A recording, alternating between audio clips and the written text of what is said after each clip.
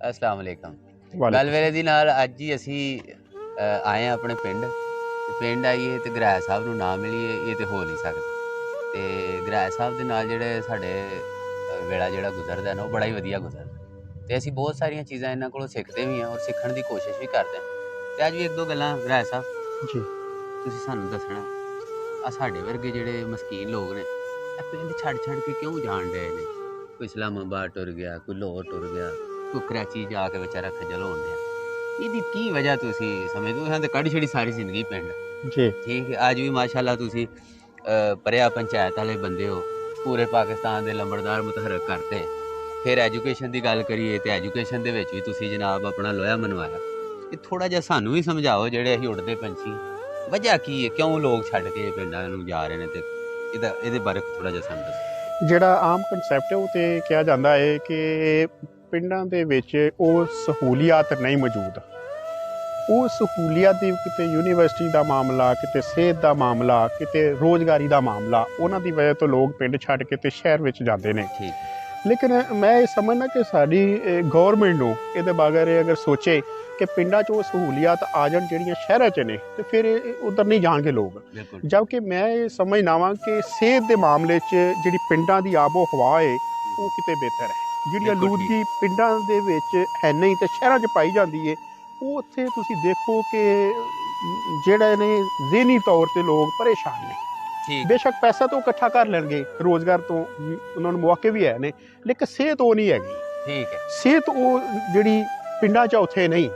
ਔਰ ਇਹ ਜਿਹੜੇ ਪੜ੍ਹੇ ਲਿਖੇ ਲੋਕ ਨੂੰ ਆਂਦੇ ਕਿ ਅਸੀਂ ਬੱਚਿਆਂ ਵਾਸਤੇ ਜਾ ਰਹੇ ਜੀ, ਬੱਚੇ ਆਪਣੇ ਦਾ ਫਿਊਚਰ ਵੇਖਣਾ ਹੈ। ਕਿਤੇ ਇਹਦੀ ਇੱਕ ਵਜ੍ਹਾ ਇਹ ਵੀ ਤੇ ਨਹੀਂ ਕਿ ਜਿਵੇਂ ਅਸੀਂ ਚੁੱਕੇ ਦੇਖਦੇ ਹਾਂ ਕਿ ਇਨਸਾਨ ਇੱਕ ਸੋਸ਼ਲ ਐਨੀਮਲ ਹੈ ਤੇ ਸ਼ਹਿਰਾਂ 'ਚ ਅਸੀਂ ਚੁੱਕੇ ਰਹਿੰਦੇ ਹਾਂ, ਮਹਿਸੂਸ ਕਰਦੇ ਹਾਂ ਕਿ ਉੱਥੇ ਸੁਸਾਇਟੀ ਦਾ ਕਨਸੈਪਟ ਹੀ ਕੋਈ ਨਹੀਂ। ਬਿਲਕੁਲ। ਹਰ ਬੰਦਾ ਆਪਣੀ ਆਪਣੀ ਜ਼ਿੰਦਗੀ ਜੀ ਰਿਹਾ। ਰਾਈਟ। ਠੀਕ ਹੈ। ਉਹ ਦੁੱਖੇ ਤਾਂ ਵੀ ਉਹਦਾ, ਜੇ ਸੁੱਖ ਹੈ ਤੇ ਤਾਂ ਵੀ ਉਹਦਾ। ਇੱਥੇ ਆਈਦਾ ਨਾ, ਹੁਣ ਦੇਖੋ ਨਾ, ਯਕੀਨ ਕਰਕੇ ਜਾਣੋ, ਵਿਹਲੇ ਹੋ ਕੇ ਵੀ ਨਾ ਚਾਹ ਚੜ ਜਾਂਦਾ। ਬਿਲਕੁਲ। ਠੀਕ ਹੈ। ਤੁਹਾਡੇ ਨਾਲ ਬੈਠਿਆ ਤੇ ਉਹ ਪਿਛਲੇ ਸਾਰੇ ਦੁੱਖੜੇ ਜਿਹੜੇ ਨੇ ਭੁੱਲ ਗਏ। ਬਿਲਕੁਲ। ਸੋ ਇਹ ਵੀ ਇੱਕ ਫੈਕਟਰ ਜਿਹੜਾ ਮੇਰਾ ਖਿਆਲ ਹੈ ਕਿ ਸਿਹਤ ਵਾਸਤੇ ਬੜਾ ਬਿਹਤਰ ਹੁੰਦਾ ਹੈ। ਔਰ ਇੱਕ ਖੁਸ਼ੀ ਇੱਕ ਅਲੱਗ ਜਿਹੀ ਹੈ। ਇਹ ਖੁਸ਼ੀ ਜਿਹੜੀ ਹੈ ਸ਼ਹਿਰਾਂ 'ਚ ਨਹੀਂ ਪਾਈ ਜਾਂਦੀ।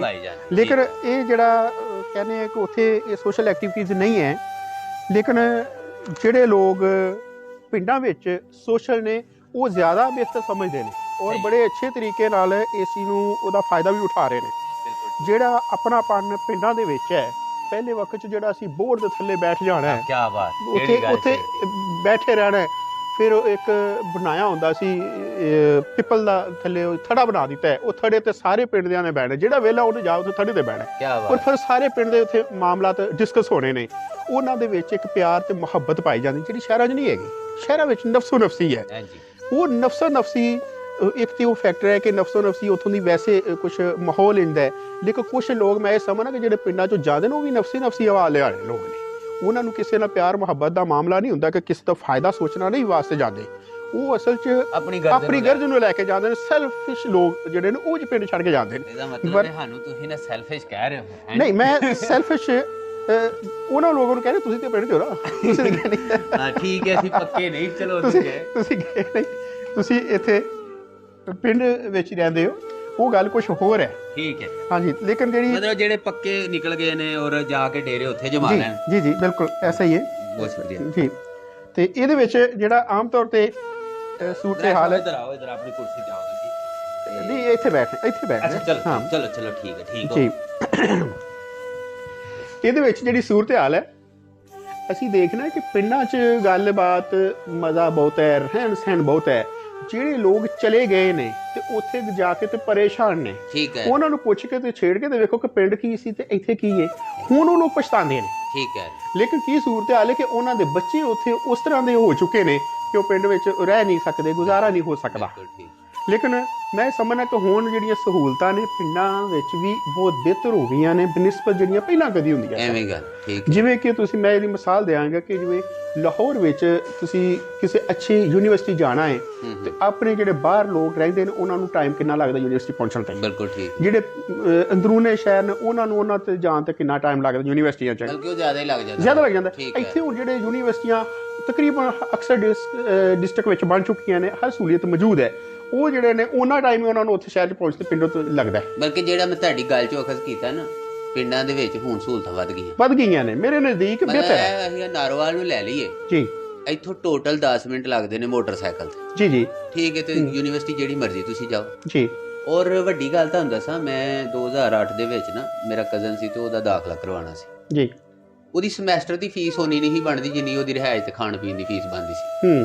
ਠੀਕ ਹੈ, ਤੇ ਮੈਂ ਕਹਿੰਦਾ ਕੋਈ ਮਾੜਾ ਮਾਂ ਪਿਓ ਹੋਏ ਤੇ ਉਹਦਾ ਬੱਚਾ ਵੀ ਅਗਰ ਡੇਲੀ ਜਾ ਕੇ ਪੜ੍ਹ ਕੇ ਤੇ ਸ਼ਾਮ ਨੂੰ ਆਪਣੇ ਘਰ ਆ ਕੇ ਲੰਗਰ ਕਰ ਲੈ ਜੀ, ਤੇ ਇਹਦੇ ਵਰਗੀ ਗੱਲ ਹੀ ਕੋਈ ਨਹੀਂ। ਬੜੀ ਖੁਸ਼ਕਿਸਮਤੀ ਹੈ ਔਰ ਸਾਫ ਸੁਥਰਾ ਮਾਹੌਲ, ਫਿਰ ਅੰਮਾ ਦੇ ਹੱਥ ਦੇ ਟੁੱਕਰ ਜੀ, ਉਸ ਤੋਂ ਬਾਅਦ ਧੁੱਪੇ ਕੱਪੜੇ ਲੱਭਣੇ, ਸਾਰੇ ਮਾਮਲਾਤ ਹੋ ਜਾਣੇ ਔਰ ਪੜ੍ਹ ਲਿਖ ਵੀ ਜਾਣਾ। ਔਰ ਸਭ ਤੋਂ ਵੱਡੀ ਗੱਲ ਇਹ ਵੀ ਮੇਰਾ ਹਿਸਾਬ, ਮੈਂ ਤੇ ਜ਼ਾਤੀ ਤੌਰ ਤੇ, ਕਿਉਂਕਿ ਤੁਹਾਨੂੰ ਪਤਾ ਮੈਂ ਤੇ ਪਿੰਡ ਦੀ ਮਿੱਟੀ ਦੇ ਨਾਲ ਜੁੜਿਆ ਹੋਇਆ ਬੰਦਾ ਜੀ, ਤੇ ਇੱਥੇ ਅਬਜ਼ਰਵੇਸ਼ਨ ਦਾ, ਸੋਚਣ ਸਮਝਣ ਦਾ ਬੜਾ ਖੁੱਲਾ ਮੌਕਾ ਮਿਲਦਾ। ਬਿਲਕੁਲ ਸਹੀ। ਕੁਦਰਤ ਨੂੰ ਤੁਸੀਂ ਬੜਾ ਨੇੜੇ ਹੋ ਕੇ ਵੇਖਦੇ, ਜਿਹੜੀ ਕਿ ਸ਼ਹਿਰਾਂ ਦੇ ਵਿੱਚ ਨਾ ਹੋਣ ਦੇ ਬਰਾਬਰ। ਠੀਕ, ਇਹ ਵੀ ਇੱਕ ਗੱਲ ਹੈ।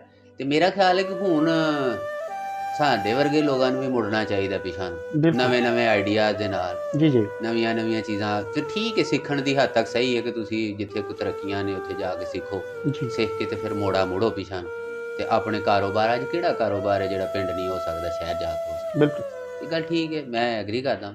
ਇਹਦੇ ਵਿੱਚ ਮੈਂ ਇੱਕ ਚੀਜ਼ ਤੁਹਾਡੇ ਨਾਲ ਜ਼ਿਕਰ ਕਰਨਾ ਚਾਹਾਂਗਾ ਕਿ ਪਿੱਛੇ ਨਾ ਮੇਰੀ ਬੈਠਿਆ ਅਸੀਂ ਡਿਸਕਸ ਕੀਤਾ, ਆਪਣੀ ਟੀਮ ਦੇ ਨਾਲ ਹੀ ਗੱਲ ਹੋਈ ਕਿ ਅਸੀਂ ਐਸਾ ਕਰੀਏ ਕਿ ਹਰ ਤਹਿਸੀਲ 'ਚ ਇੱਕ ਮਾਡਲ ਪਿੰਡ ਬਣਾ ਦਈਏ। ਵਾਹ, ਨਾਰੋਵਾਲ ਦੀਆਂ 3 ਤਹਿਸੀਲਾਂ ਨੇ, 3 ਤਹਿਸੀਲਾਂ ਨੇ, ਤੇ ਹਰ ਤਹਿਸੀਲ ਦੇ ਵਿੱਚ ਇੱਕ ਮਾਡਲ ਪਿੰਡ ਬਣਾਈਏ ਆਪਣੀ ਮਦਦ ਆਪ ਦੇ ਤਹਿਤ, ਔਰ ਉਹ ਮਾਡਲ ਪਿੰਡ ਬਣਾ ਕੇ ਤੇ ਗੌਰਮੈਂਟ ਨੂੰ ਕਹੀਏ ਕਿ ਇਹ ਦੇਖੋ ਇਹ ਮਾਡਲ ਪਿੰਡ ਬਣਿਆ, ਇੰਜ ਦੇ ਸਾਰੇ ਪੰਜਾਬ ਦੇ ਪਿੰਡ ਕਰੋ ਤੇ ਸਾਰੇ ਪਾਕਿਸਤਾਨ ਦੇ ਪਿੰਡ ਕਰ ਦਿਓ। ਤੇ ਜਦੋਂ ਪਿੰਡ ਮਾਡਲ ਬਣ ਜਾਣਗੇ ਤੇ ਮੇਰਾ ਖਿਆਲ ਹੈ ਕਿ ਇਹ ਜਿਹੜੀ ਰਵਾਨੀ ਹੈ ਨਾ ਪਿੰਡੋਂ ਸ਼ਹਿਰਾਂ ਦੀ ਤਰਫ, ਉਹ ਖਤਮ ਹੋ ਜਾਏਗੀ। ਇਹਦੇ ਵਿੱਚ ਜੀ ਮੈਂ ਨਾ ਇੱਕ ਛੋਟੀ ਜਿਹੀ ਤੁਹਾਨੂੰ ਮਿਸਾਲ ਦਿਆਂਗਾ ਕਿ ਜਦੋਂ ਗੋਰਿਆਂ ਦਾ ਦੌਰ ਸੀ ਨਾ, ਹੁਣ ਤੇ ਲੋਕਾਂ ਨੇ ਛੱਪੜਾਂ ਤੇ ਵੀ ਕਬਜ਼ਾ ਕਰ ਲਿਆ। ਇਹ ਛੱਪੜ ਜਿਹੜਾ ਸੀ ਨਾ, ਛੱਪੜ ਇੱਕ ਮਾਡਲ ਪਿੰਡ ਦੀ ਇੱਕ ਨਿਸ਼ਾਨੀ ਹੁੰਦਾ ਸੀ, ਯਾਨੀ ਪੂਰੇ ਪਿੰਡ ਦਾ ਪਾਣੀ ਇੱਕ ਜਗ੍ਹਾ ਤੇ ਸਟੋਰ ਹੋਣਾ। ਯਾਨੀ ਅੱਜ ਅਸੀਂ ਰੀਸਾਈਕਲਿੰਗ ਦੀ ਦੁਨੀਆ ਕੋਲੋਂ ਲੈ ਰਹੇ ਹਾਂ ਨਾ ਚੀਜ਼ਾਂ, ਇਹ ਤੇ ਸਾਡੇ ਕੋਲ ਪਹਿਲਾਂ ਤੋਂ ਮੌਜੂਦ ਸਨ। ਉਹ ਪਾਣੀ ਸਾਰਾ ਛੱਪੜ 'ਚ ਆਉਣਾ, ਉਹੋ ਹੀ ਪਾਣੀ ਚੁੱਕ ਕੇ ਖੇਤਾਂ ਨੂੰ ਲੱਗਣਾ, ਖੇਤ ਵੀ ਸਰਾਬ, ਤੁਹਾਡਾ ਪਾਣੀ ਛੱਪੜ ਵਾਲਾ ਖੇਤ ਚੋਂ ਖੇਤੀ ਘਰ, ਖਾ ਪੀ ਕੇ ਸਾਰਾ ਤੁਹਾਡਾ ਸਾਈਕਲ ਪੂਰਾ ਹੋ ਜਾਂਦਾ ਜੀ। ਤੇ ਹੁਣ ਇਹ ਚੀਜ਼ਾਂ ਸ਼ਹਿਰਾਂ ਦੇ ਵਿੱਚ ਦੇਖੀਦਾ, ਜਿੱਥੇ ਖਾਂਦੇ ਨੇ ਉੱਥੇ ਸੁੱਟ ਛੱਡਦੇ।